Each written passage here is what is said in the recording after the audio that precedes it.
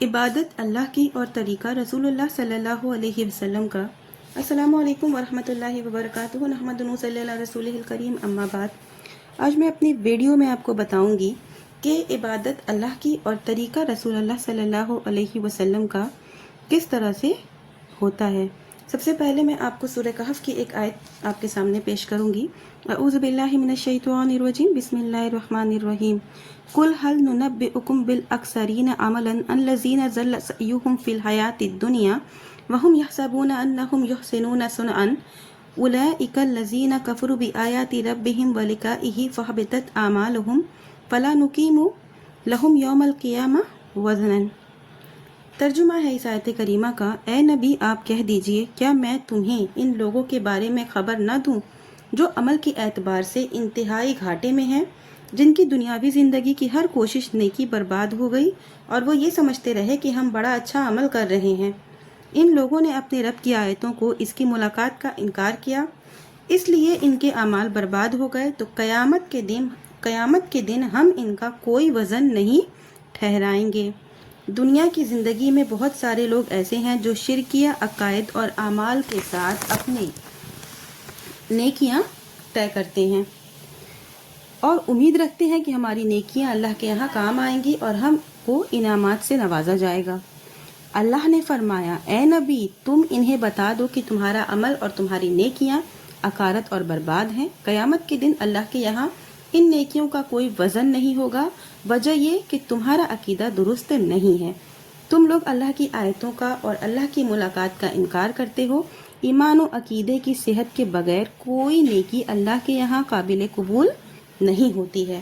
تو آپ کے سامنے جو آیت میں نے پیش کی سورہ کہف کی، وہ یہی چیز سمجھاتی ہے۔ اس آیت میں یہی چیز ہے جو اللہ تعالی ہم سے بتانے کی کوشش کر رہا ہے۔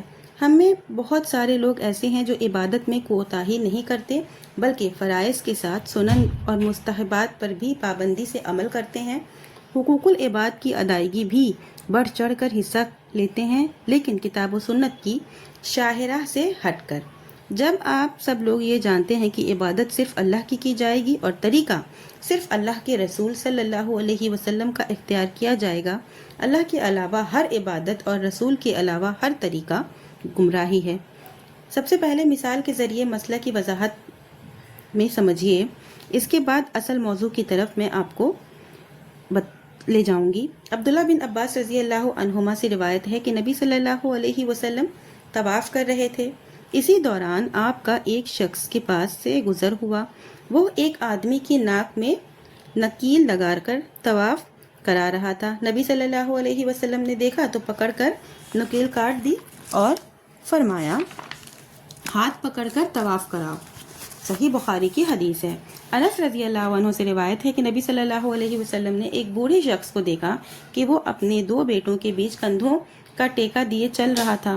یہ دیکھ کر آپ نے پوچھا، اس شخص کا کیا معاملہ ہے؟ لوگوں نے بتایا، اس آدمی نے نظر مانی ہے کہ پیدل چل کر حج کرے گا۔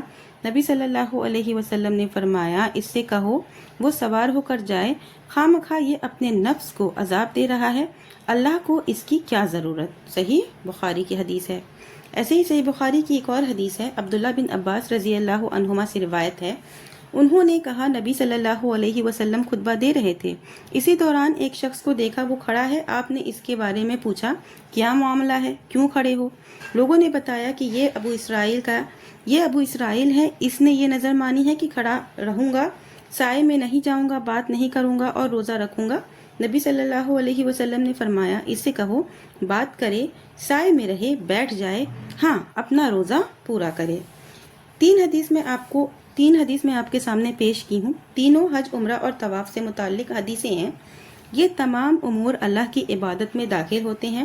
جو شخص حج اور عمرہ کرتا ہے، اللہ تعالیٰ اس کے تمام گناہوں کو معاف کر دیتا ہے، لیکن یہ عبادت اسی طریقے پر ادا کی جائے گی جیسے نبی کریم صلی اللہ علیہ وسلم نے سادگی کے ساتھ ادا فرمائی ہے۔ اب اگر کوئی شخص نبی کریم صلی اللہ علیہ وسلم کا طریقہ چھوڑ کر خواہ مخواہ تکلف اختیار کرے اور یہ سوچے کہ اللہ کی عبادت میں جتنی مشقت اور تکلیف اٹھاؤں گا اتنا ہی زیادہ مجھے ثواب ملے گا، لہٰذا ناک میں نکیل لگا کر طواف کروں گا، سجدے میں سر پھوڑوں گا، کمزور ہونے کے باوجود سواری نہیں کروں گا، پیدل حج کرنے جاؤں گا، اگر نہیں چل پاؤں گا تو 2 آدمیوں کے بیچ کندھے کا سہارا لے کر چلوں گا، کوئی سوچے ہمیشہ کھڑا ہو کر رہوں گا، کسی سے بات نہیں کروں گا، دھوپ میں رہوں گا، سایہ نہیں حاصل کروں گا، تو یہ سب کام کرنے سے یعنی کہ اپنے نفس کو اپنے تکلیف پہنچانے سے اللہ خوش ہوگا اور میرا ثواب بڑھ جائے گا، تو یہ خیال فاسد ہے اور بہت ہی غلط ہے۔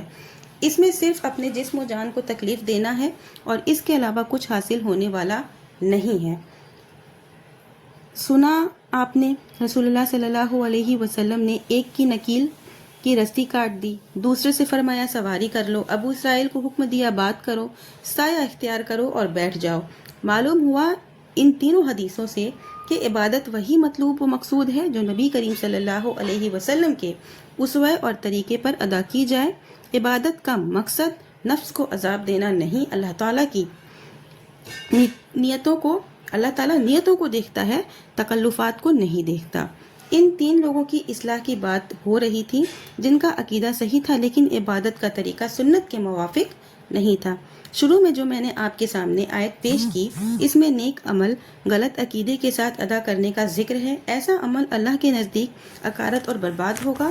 جب تک عقیدہ درست نہیں ہوگا اس وقت تک کوئی نیکی اللہ کے نزدیک قبول کا درجہ نہیں حاصل کر سکتی ہے۔ اچھی طرح ہم جانتے ہیں کہ آج کسی ملک میں سیلاب، طوفان یا زلزلہ آ جاتا ہے تو تباہ شدہ لوگوں کی مدد کے لیے مسلمانوں سے پہلے غیر مسلم ملکوں اور تنظیموں کے افراد پہنچ جاتے ہیں۔ دوسرے لفظوں میں آپ یہ کہہ سکتے ہیں کہ خدمت خلق میں دوسری قومیں مسلمانوں سے آگے ہیں، لیکن ان کی یہ نیکی اور اس نیکی کا انعام اور صلہ دینا ہی دنیا ہی تک محدود ہوتا ہے۔ ایمان نہ ہونے کی وجہ سے آخرت میں ان کا کوئی حصہ نہیں ہوگا۔ اسی طرح وہ لوگ جو اللہ پر ایمان رکھنے کا دعویٰ کرتے ہیں لیکن اس کے باوجود اللہ کی عبادت کے جو اعمال ہیں ان میں وہ دوسروں کو بھی شریک مانتے ہیں، مثلا رکوع، سجدہ، طواف، استغاثہ اور قربانیاں اگر اللہ کے لیے کرتے ہیں تو یہ سارے اعمال وہ کسی پیر، فقیر اور ولی کے نام پر بھی کرتے ہیں جو قبروں میں مدفون ہیں، اور ان سارے اعمال کے پیچھے یہ عقیدہ کار فرما ہوتا ہے کہ ہمارے رکوع، سجدہ اور چڑھاوے سے خوش ہو کر صاحب قبر ہماری مدد کریں گے یا کم از کم اللہ کے پاس سفارش کر کے ہماری پریشانی دور کروا دیں گے۔ دونوں ہی صورتوں میں یہ عقیدے کی ایسی خرابی ہے جس سے شرک لازم آتا ہے۔ اس لیے مکہ کے مشرکین صرف لات، حنبل اور منات اور اعضا ہی کے نام پر چڑھاوے نہیں چڑھاتے تھے بلکہ وہ اللہ کی ربوبیت اور الوہیت کو تسلیم کرتے تھے، لیکن الوہیت میں شرک کرتے تھے، اور اسی طرح کہ جب اپنے بتوں کے نام پر چڑھاوے چڑھاتے تھے تو ساتھ ہی اللہ کے نام پر بھی چڑھاتے تھے۔ اسی کو قرآن پاک میں اللہ تعالیٰ نے یوں فرمایا ہے وَجَعَلُوا لِلَّهِ مِمَّا ذَرَأَ مِنَ الْحَرْثِ وَالْأَنْعَامِ نَصِيبًا فَقَالُوا هَذَا لِلَّهِ بِزَعْمِهِمْ وَهَذَا لِشُرَكَائِنَا۔ سورہ انعام کی یہ آیت ہے، یعنی ترجمہ ہے، یعنی اللہ تعالیٰ نے جو کھیتی اور مویشی پیدا کیے ہیں ان لوگوں نے ان میں سے ایک حصہ اللہ کے لیے مقرر کیا ہے، اور بعض خود کہتے ہیں کہ یہ اللہ کا ہے اور ہمارے معبود کا ہے۔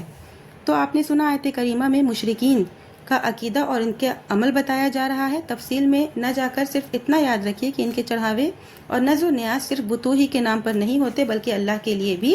اصل عبادت اللہ ہی کی کرتے تھے، بتوں کو اپنا سفارشی سمجھ کر پوچھتے تھے۔ آپ تھوڑی توجہ دیں تو آپ کو معلوم ہوگا، بلکہ یہی عقیدہ ہمارے ان مسلمان بھائیوں کا بھی ہے جو قبروں میں مدفون مردوں کو اپنا حاجت روا، مشکل کشا اور اللہ کا سفارشی جان کر ان کے نام کا چڑھاوا چڑھاتے ہیں، ان کی نظر مانتے ہیں اور ان کا سجدہ اور طواف کرتے ہیں، ساتھ ہی اللہ کی عبادت کرتے ہیں، رکوع سجدہ کرتے ہیں، صدقہ و خیرات بھی کرتے ہیں۔ ظاہر ہے اس عقیدے اور عمل میں مشرکین مکہ اور ہمارے قبوری مسلمان دونوں ایک ہیں۔ اس لیے شرک کی وجہ سے اگر مشرکین نے مکہ کے اعمال صالح ضائع اور رائگاں ہوں گے تو قبروں پر چادر چڑھانے والے اور مرغا کاٹنے والے مسلمانوں کے اعمال بھی برباد اور اکارت ہوں گے، اس لیے کہ شرک کی نوعیت دونوں کی یہاں۔ اللہ سے دعا ہے کہ اللہ تعالی ہم تمام مسلمانوں کو شرک جیسے گناہ سے بچائے، آمین۔